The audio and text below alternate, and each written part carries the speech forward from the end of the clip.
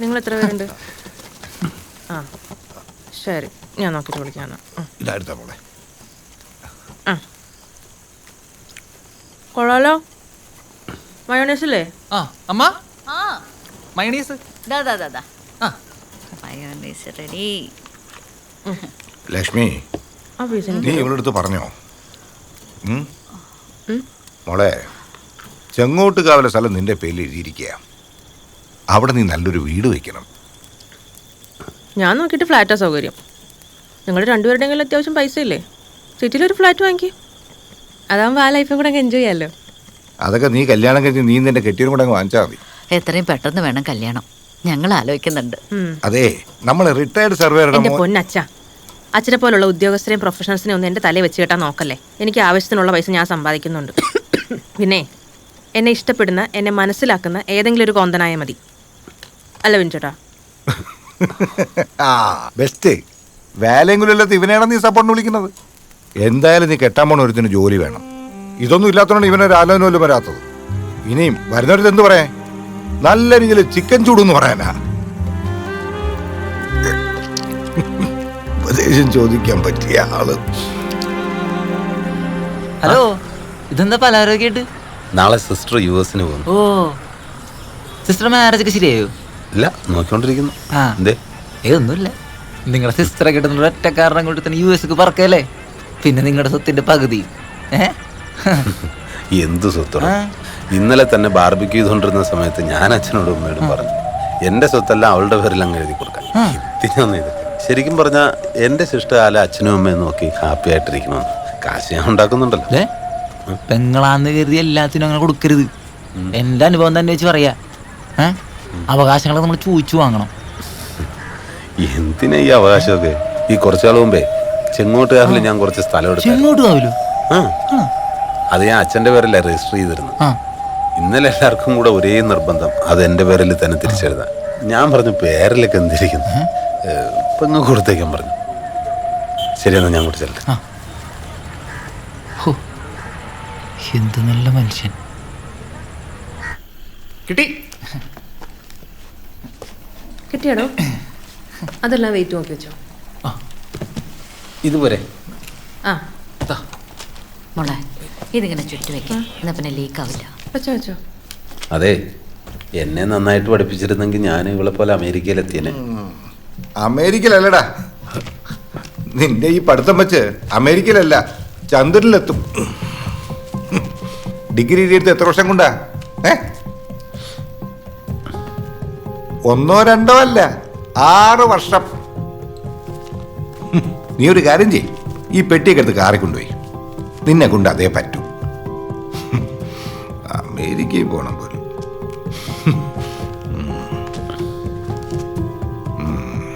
മോളെ, അതൊക്കെ എടുത്ത് മറക്കാതെ ആത്തുപോയി. അച്ഛനിത് എന്താച്ചാ? അവനൊരു തമാശ പറഞ്ഞല്ലേ. നിങ്ങൾ എന്തിനാ അതേ കയറി പിടിച്ച?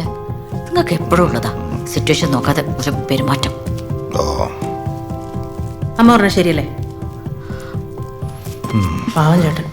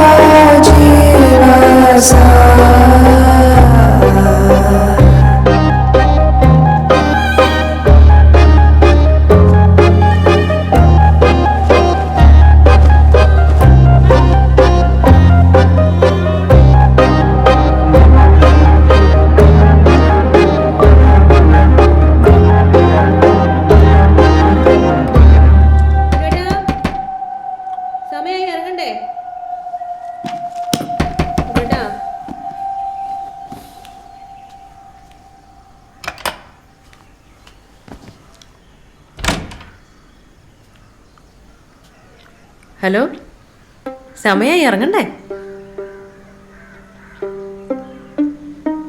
ഇതുവരെ വിട്ടില്ലേ ബിനുവേട്ടാ?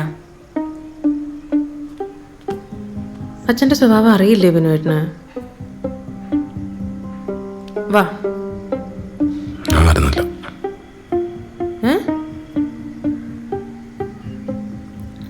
എന്നാ റെസ്റ്റ് എടുക്ക, ഞങ്ങൾ ഇറങ്ങട്ടെ. എത്തിയിട്ട് വിളിക്കാം കേട്ടോ.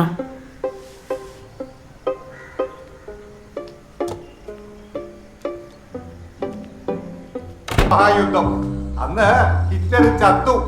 അവര് തോൽവി സംബന്ധിച്ച് ഒപ്പിട്ട് കൊടുത്ത ഏത് പേരുണ്ടാ? പാർക്കറുണ്ട്. അതും ആ പേര് അങ്ങോട്ട് അയച്ചു കൊടുത്തിട്ട് ആരോടാ ഈ തർക്കിക്കണേ? അതും ഒരു തഹസിൽദാരായിരുന്നേ എന്നോട്. പാർക്കർ തന്നെയാണ് ഷീഫേഴ്സിനെ കാട്ടിയും വലുത്. മനസ്സിലായ? ആ ശരി. പാർക്കറാണ് ഷീഫറിനേക്കാൾ നല്ലതെന്ന് അച്ഛനോട് ആരാ പറഞ്ഞത്? എന്ത്? പാർക്കറാണ് ഷീഫറിനേക്കാൾ നല്ലതെന്ന് അച്ഛനോട് ആരാ പറഞ്ഞതെന്ന്? പാർക്കറാണെന്ന് ഞാൻ പറഞ്ഞ നിനക്കെന്താ പ്രശ്നം? ഷീഫറാണെന്ന് പറഞ്ഞാൽ അച്ഛനെന്താ പ്രശ്നം? അങ്ങനെ പാർക്കറും ഷീഫറും തമ്മിൽ ലോകത്തെവിടെയെങ്കിലും വല്ല മത്സരം നടന്നിട്ടുണ്ടോ? അതിൽ പാർക്കർ വിജയിച്ചിട്ടുണ്ടോ? പിന്നെ എന്തിന്റെ അടിസ്ഥാനത്തിലാണ് അച്ഛൻ ഈ പറയുന്നതെന്ന്? ഞാൻ നിന്നെ പോലെ അടിസ്ഥാനമില്ലാതെ സംസാരിക്കുന്ന ഒരാളല്ല. തഹസിൽദാരായിരുന്നടാ, മനസ്സിലായ? അല്ലാതെ നിന്നെ പോലെ ഒന്നിനും കൊള്ളാത്ത ഒരുത്തനല്ല. ഒന്നിനും കൊള്ളാത്തവൻ ഞാൻ? അത് കൊള്ളാം.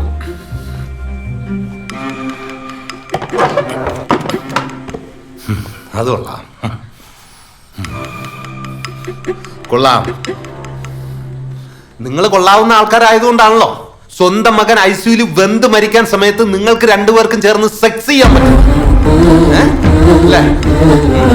എന്നിട്ട് അതിലൊരു മകളുണ്ടാകുന്നു. ഇതൊക്കെ കൊള്ളാവുന്ന രീതിയാണല്ലോ അല്ലേ? കൊള്ളാം. നിങ്ങളെയൊക്കെ സമ്മതിക്കണം. അച്ഛനും അമ്മയും മക്കളെ സ്നേഹിച്ചെന്ന്. 3 മാസം എന്റെ ഷെബിമോനകത്ത് കടന്നത്.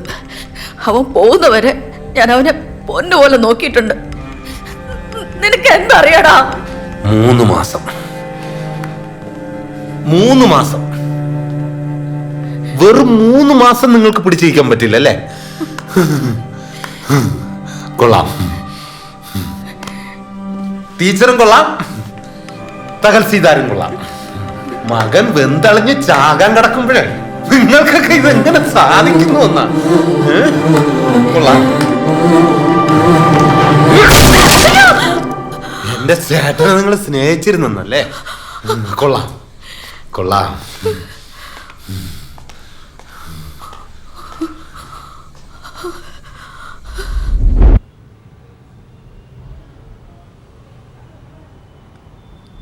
എന്നാലും അതെങ്ങനെ സാധിച്ചു?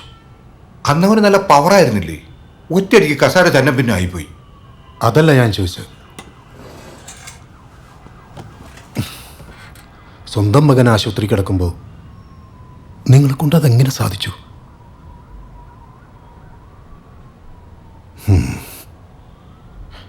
ആ, എന്നിട്ട് പിന്നെന്ത് സംഭവിച്ചു? ഞാൻ ഇന്നലത്തെ കാര്യം ആലോചിച്ചിട്ടേ എന്ത് മോശ. എനിക്കതല്ല, നിഷിമ ഇതറിഞ്ഞാൽ എന്തായിത്തീരുന്ന. പക്ഷെ അവൾ അറിയാതിരിക്കുന്നത് എങ്ങനെയാ? അവള് ജനിച്ചത് എങ്ങനെയാന്ന് അവളും കൂടെ അറിയണ്ടേ? വേണ്ടേ? പക്ഷെ അവളിത് അറിഞ്ഞു കഴിഞ്ഞ അപ്പൊ തന്നെ ആത്മഹത്യ ചെയ്യും. ആത്മഹത്യ ചെയ്യുന്നതിന് മുമ്പ് നിങ്ങളുടെ രണ്ടാളുടെ മുഖത്ത് കാറി തുപ്പുകയും ചെയ്യും. അതുകൊണ്ടേ അവളിത് അറിയാതിരിക്കുന്നതാണ് നിങ്ങൾക്ക് നല്ലത്.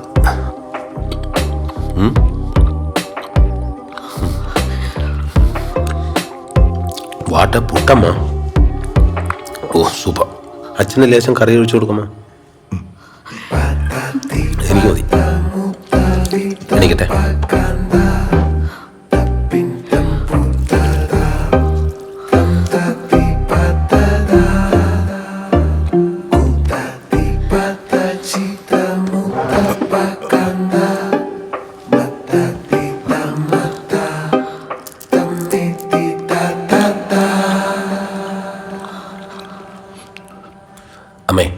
നമുക്ക് നിഷിമയുടെ ആഗ്രഹം പോലെ ഒരു ഫ്ലാറ്റ് എടുക്കാം, ഒരു കാറും വേണോ ചാ? അമ്മയ്ക്ക് ശരി ചാ. ഇവിടുത്തെ ആൾക്കാരൊന്നും ശരിയല്ല, നീ നമുക്ക് മാറാം. സാറേ അതെ, ഈ മുറിയിലുള്ള സാധനങ്ങൾ മാത്രം എടുത്താൽ മതി കേട്ടോ.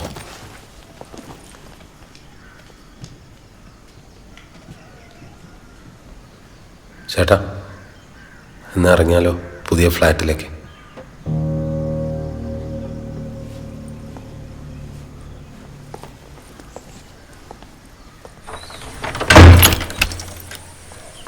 ഒന്ന് ശ്രദ്ധിച്ചേക്കണെങ്കിലേ. ആ മോനെ, ശരിക്കും ഇവിടുന്ന് മാറിപ്പോവാൻ മനസ്സുണ്ടായിട്ടല്ല. അച്ഛനും അമ്മയും അങ്ങനെ ഒരാഗ്രഹം പറഞ്ഞപ്പോൾ കൂടെ നിൽക്കണ്ടേ. സിറ്റി ലൈഫൊക്കെ ഒന്ന് ആസ്വദിക്കണം അത്രേ. അത് നല്ലതാ. ഏതായാലും താനും ഇവിടുന്ന് പോകൂല എന്നുള്ള തന്റെ തീരുമാനം മാറ്റിയല്ലോ. മരിച്ചിട്ടാവും നമ്മളൊക്കെ പിരിയാന്ന് പറഞ്ഞത് വെറുതെ ആയി അല്ല ദാസ? അങ്കിളിന്റെ വിഷമം കണ്ടാൽ ഇനി കാണേയില്ല എന്ന് തോന്നുമല്ലോ. നിങ്ങൾക്ക് എപ്പോ വേണമെങ്കിലും അങ്ങോട്ട് ഇറങ്ങാലോ. പക്ഷെ ഫ്ലാറ്റിലായതുകൊണ്ട് കയറിപ്പറ്റൽ എളുപ്പമല്ല. അവിടെ ഈ സെക്യൂരിറ്റിയൊക്കെ വൻ ടൈറ്റാ. മാത്രമല്ല ഇവിടുന്ന് കുറേ ദൂരമില്ലേ അങ്ങോട്ട്. സാരല്ല, ഞാൻ കൂട്ടുകാരനെ ഇങ്ങോട്ട് കൊണ്ടുവരാം. ശരിയങ്ങളെ, ശരി കയറാച്ചാ. അമ്മ താൻ എന്തൊക്കെയാ അവനെ പറ്റി പറഞ്ഞേ? അവൻ മിടുക്കനാ, അവന്റെ ഉത്തരവാദിത്തം കണ്ടില്ലേ? നല്ല പയ്യനാവൻ. അച്ഛാ ശരി ശരി. ശരി. ആ ശരി.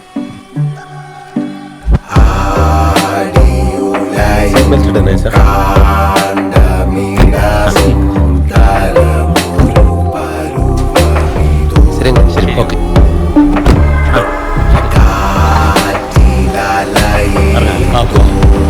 അതിന്റെ ഒരു ഭാഗ്യം. ഇതിനെ പോലും ചെക്കറുണ്ടായിരുന്നു. മിട്ടുമിട്ടില്ല.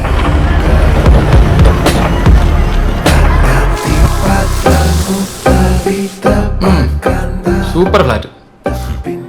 പിന്നെ ഇങ്ങോട്ട് മാറിയെന്ന് വെച്ച് എന്തായാലും ആവശ്യമുണ്ടെന്നെ വിളിക്കാൻ മടിക്കല്ലേ, ഞാൻ ഓടി വരും. അത് പിന്നെ നിനക്കവിടെ ഒരു നല്ല ജോലിയൊക്കെ ഉള്ളതല്ലേ. ഇനി അതും വിട്ടിട്ട് ഇത്രയും ദൂരം അങ്ങ് ഓടി എത്തുക എന്നൊക്കെ പറഞ്ഞു. സാരല്ല, അവർക്ക് എന്തെങ്കിലും അത്യാവശ്യത്തിന് ഇവിടുന്ന് ഏതെങ്കിലും ഒരു ഡ്രൈവറെ വിളിക്കാം അല്ലേ? നീ എന്തായാലും ചോദിച്ചല്ലോ. സാധാരണ ഡ്രൈവേഴ്സൊന്നും ഇങ്ങനെയൊന്നും ചോദിക്കാറില്ല. എടാ, എങ്ങനെ പോകുന്നു ഫിനോയിലേക്ക്? നീ ശ്രദ്ധിക്കണം കേട്ടോ. ഇപ്പോ സാമാന്യം നല്ല രീതിക്ക് പോകുന്നുണ്ട്. ആ, അടിപൊളി. നീ ഇടയ്ക്ക് ഇറങ്ങണം കേട്ടോ, വിളിക്കണം. വിളിക്കാം. അപ്പൊ എന്നാ അമ്മയച്ചാ പോയിട്ട് വരാം. ശരി ശരിടാ.